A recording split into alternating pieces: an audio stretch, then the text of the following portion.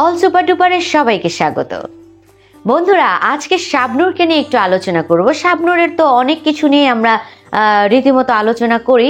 আজকে শাবনূর তার জীবনে কটি প্রেম করেছেন বা কটি তার প্রেম নিয়ে গুঞ্জন আছে সেটি একটু জানবো। কেমন হয় যদি জানি শাবনূর অনেকগুলো প্রেম করেছে? যাই হোক, অল সুপার ডুপারের সাথেই থাকুন এবং দেখতে থাকুন শাবনূরের প্রেম। শাবনূর খুব ছোট বয়সেই এই অভিনয় জগতে পা রাখেন এবং তার অভিনয় দক্ষতা দিয়ে তিনি বুঝিয়ে দেন বয়স ছোট হলেও তিনি কতটা যোগ্য অভিনয় করার জন্য। আর এ কারণেই তিনি সিনেমায় দীর্ঘদিন না থাকলেও দর্শকরা কিন্তু তাকে ঠিকই মনে রেখেছে। যাই হোক, কথা না বাড়াই, বলছিলাম শাবনূরের প্রেমের কথা। হ্যাঁ, শাবনূরের প্রথমে প্রেমের গুঞ্জন ওঠে সালমান শাহর সাথে।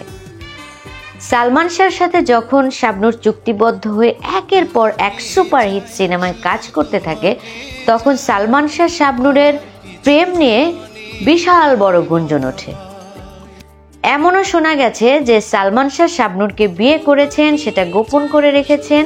আবার কেউ কেউ বলতো যে শাবনূরের জন্য সালমান শাহ তার প্রথম স্ত্রী সামিরাকে ডিভোর্স দিবেন এবং তার মা, বিশেষ করে সালমান শাহর মা বাবা, তারা তো এক পায়ে রাজি ছিলেন শাবনূরকে সালমান শাহর সাথে বিয়ে করানোর জন্য, কারণ তারা শাবনূরকে খুবই ভালোবাসতেন, খুবই পছন্দ করতেন এবং শাবনূরের বাবা মার সাথেও তাদের খুব একটা ভালো সম্পর্ক ছিল, যেটা সামিরার বাবা মার সাথে ছিল না।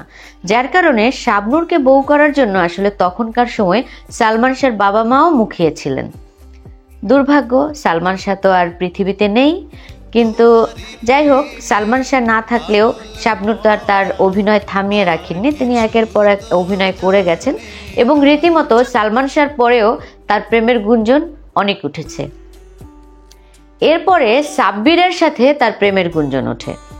সাব্বিরের সাথে তিনি একটি সিনেমাই করেছিলেন এবং তখনকার সময়ে খুব গুঞ্জন উঠেছিল যে সাব্বিরের সাথে তার প্রেম আছে, যদিও সেই গুঞ্জনটা অনেক বেশি দিন টেকেনি, কারণ একটা সিনেমা করার পরে তারা আর কোনো সিনেমা করেননি এবং যার কারণে সেই গুঞ্জন আর বেশি দিন টিকেও থাকেনি। এরপরে যখন 2010 সালে সাব্বির বিয়ে করেন, তখন তো আরোই সেটা ধামাচাপা পড়ে যায়।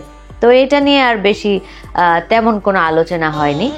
এরপরে শাবনূর রিয়াজ, এইটা বেশ আলোচনার একটা ব্যাপার ছিল ওই সময়। শাবনূর রিয়াজের প্রেম নিয়ে অনেক গুঞ্জন উঠেছে এবং এমনও শোনা গেছে যে শাবনূর রিয়াজের প্রেম এতটাই বেশি মাখামাখি ছিল যে তারা কখনোই একজন আরেকজনকে ছাড়া সিনেমা করতে চাইতেন না।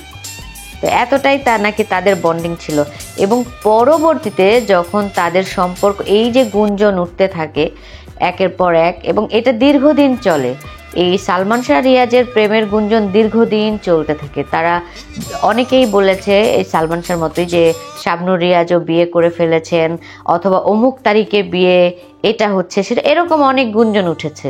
কিন্তু আসলে ওরকম কিছুই না, জাস্ট যেটা হয় আর কি, সিনেমা করতে গেলে তো আসলে এখন প্রেমের গুঞ্জন যত বেশি সিনেমা করা হয় যত বেশি জনপ্রিয়তা বাড়ে তত বেশি তাদের প্রেমের গুঞ্জনও বাড়তে থাকে, এটাই স্বাভাবিক।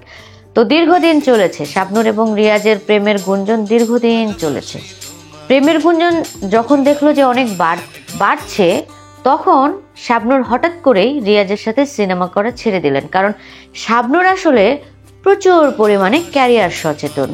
তিনি আর যাই হোক তার নিজের ক্যারিয়ারকে নষ্ট করা তিনি পছন্দ করেন। অবশ্যই তিনি অনেক স্ট্রাগল করে তার অবস্থান পাকাপোক্ত করেছেন চলচ্চিত্র জগতে, তো তিনি চাইবেন না কোনো সামান্য ভুলে তার ক্যারিয়ার নষ্ট হয়ে যাক। যার কারণে তিনি সবসময় ক্যারিয়ার সচেতন ছিলেন এবং রিয়াজের সাথে তার বন্ধুত্বটাও নষ্ট হয়, সম্পর্কও নষ্ট হয়।